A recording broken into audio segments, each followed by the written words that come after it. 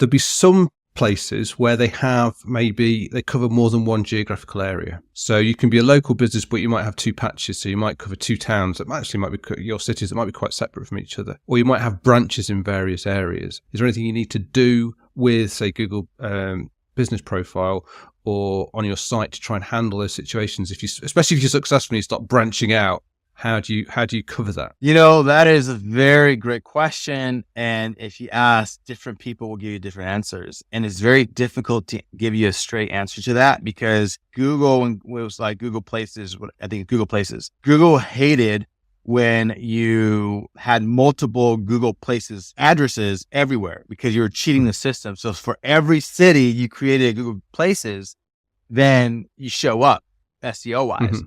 And Google says, stop. No, we don't want that. Now, if you are within a 10, 15 mile radius, you need to have one Google Places profile. Therefore, you need to consolidate all your places to one profile. Well, as of like 5 years ago or 7 years ago, Google was like, well, you know what? You can have multiple. It's fine.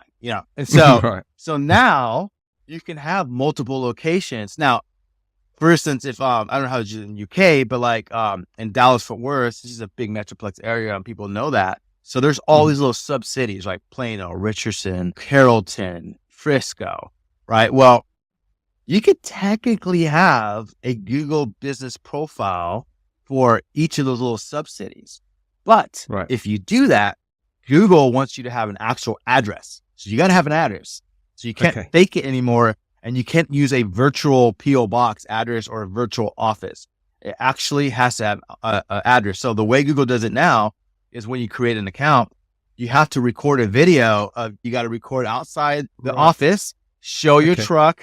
If it's branded, it's better. Show the sign that says whatever company it is, walk in, show your office, all continuously. And then that's the way they approve you to have a citation with Google Business Profile. So it gets very expensive if you start trying to, release all these offices to have one. But I would say having an office in Fort Worth and having an office in Dallas makes sense. So having a profile for both, if you service both, and you can get an office pretty cheap in that area, maybe for $500 or $1,000 a month. I don't know.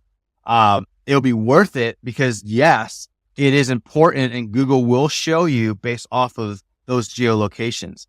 And then you can have one website or you can have two different websites. That's a whole nother strategy, right?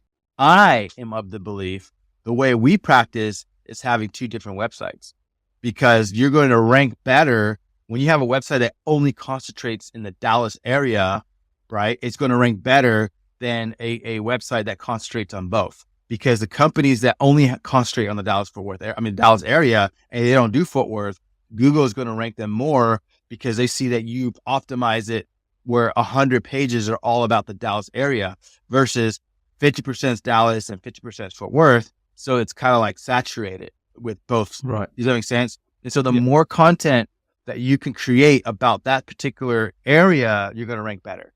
And so it's hard. And there's more to it, but I would say Google allows you to have multiple Google Business Profile. However, you have to now get reviews for both.